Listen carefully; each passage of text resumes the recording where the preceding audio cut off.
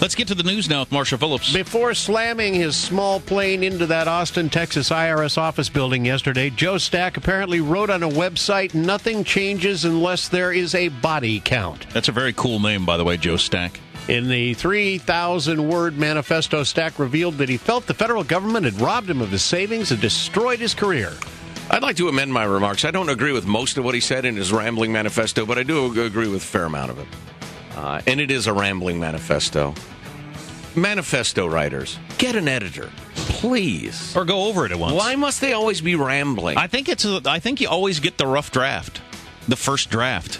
You really should look it over once, maybe say, you know what, this is redundant. I think I'll cut this out. Rewriting is writing. That's what writing is. If you're going to issue a manifesto, edit it.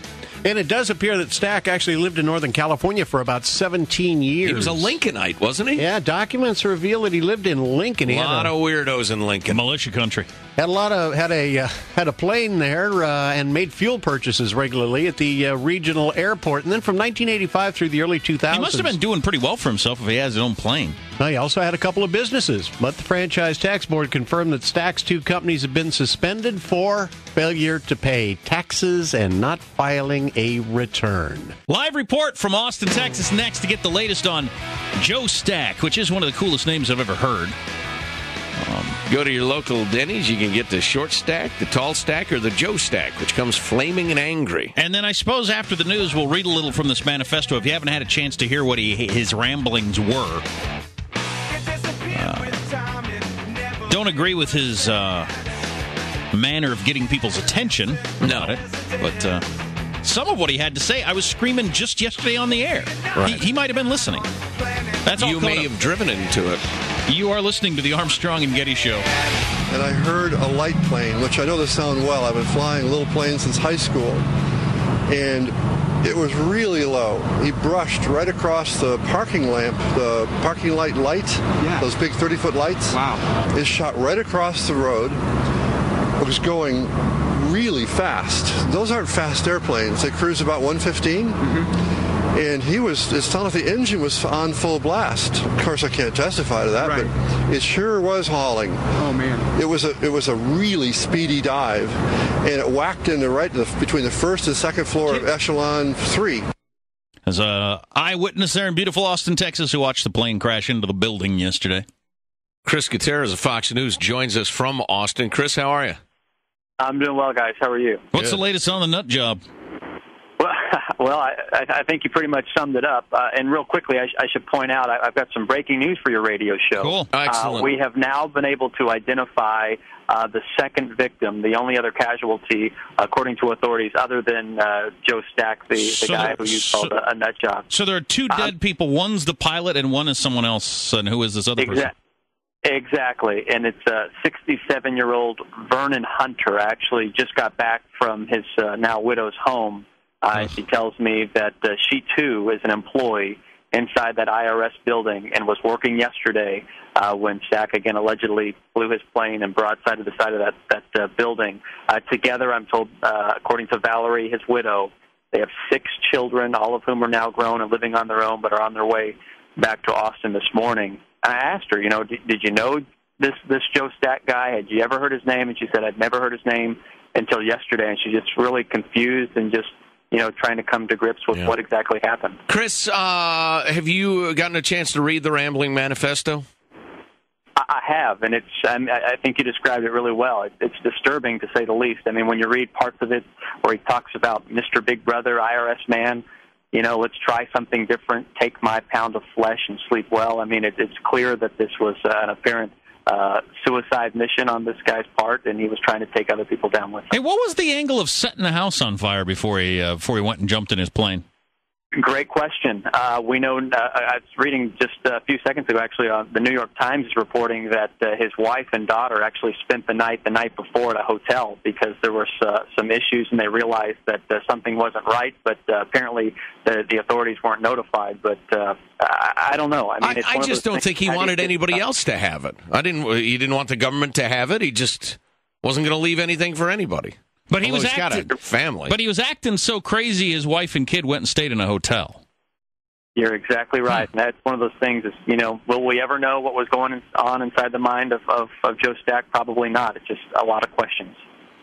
All right. Chris Gutierrez in Austin, Texas, Fox News. Thanks, Chris. You bet. Anytime, guys. All right, see you later. Chris sounds like he lost the family member in the attack. Call him to make sure he's all right, Scott. He sounds down. Maybe having just talked to the widow, he has a different view of this story. Yeah. I've read the Rambling Manifesto, and the guy, he actually had some pretty damn good points about unfairness of the tax code and unresponsiveness of the so-called public servants and the corruptness of our government. But he also betrayed a real victim complex to me. He just was constantly blaming. He saw every bad break as somehow premeditated to get him. And he met with some people who were like tax rogues, a tax militia, trying to get the better of the tax system. And they didn't. And they didn't. I mean, it reminds me of the people who listen to these morons who tell you don't have to pay taxes. It's right there in the Constitution. Yeah, you do. Right, yeah. It did get in with a group like that, and then when came back years later that he owed a ton of money, then he was all pissed off. But a lot of his complaints about the tax stuff, he may have heard on this very show since he used to live in this area. Oh, yeah, he's a Lincolnite, Placer County guy. Screaming and yelling in his manifesto about the government making a tax code so complicated you have to hire somebody to figure out how much you're supposed to pay. Wow, that's right out of our show. Which has always pissed me off. Yeah. When did he move away from Lincoln? It doesn't make me set my house on fire and jump into a plane. Weren't the original reports yesterday that he stole a plane? Yeah. But it was his own plane, right? Kill some poor son of a gun. He's trying to make a living. But... Mm-hmm. Yeah. This is the sort of thing you're not allowed to say on the air, but I will, because what the hell? This may direct more attention to his issues.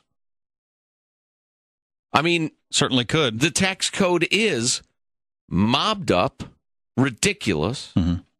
That was the result of bribes and the power-hungry getting what they want. That's more or less the angle Glenn Beck was going with yesterday. He read the parts in the manifesto about the taxes. I mean, a lot of America agrees with that. Yeah. So you demand taxes from us, then you make it so complicated that only the super rich or big businesses can figure out a way to cheat the system. The rest of us have to hire somebody and pay to figure out how much we owe you. And then if we get it wrong, you penalize us for not exactly getting the number right on this incredibly complicated system. Right. I'm actually surprised this doesn't happen a hell of a lot more often, whether it's with taxes or divorce lawyers or child custody situation. I'm surprised this doesn't happen all the freaking time. Mm-hmm. Not flying a plane into a building, but yeah, I hate the fact that he killed some poor old guy in there just trying to make a living. But if you're willing to commit suicide, as he said in his Rambling Manifesto, he said that the idea that people no longer give their lives for freedom is fiction. They do, and I'm about to. If he'd buzzed the State House several times till people were out of it and then crashed his plane in the grounds or something and not taking anybody else with him, I'd think, holy crap, that's commitment. He's obviously a bit disturbed, but... This is from his manifesto. How can any rational individual explain that white elephant conundrum? I don't quite understand that. In the middle of our tax system, and indeed our entire legal system, here we have a system that is by far too complicated for the brightest of the master scholars to understand, yet it mercilessly holds accountable its victims, claiming that they're responsible for fully complying with the laws that not even the experts understand. The law requires a signature on the bottom of a tax filing, yet no one can say truthfully that they understand what they are signing. If that's not duress, then what is? That's true. When you sign your taxes, it's just, I hope the guy I paid who went to school for 5 years to figure out how to do this is right, because I have no idea. No clue. So I agreed with him on all tax stuff. Again, you just don't kill other people over it, but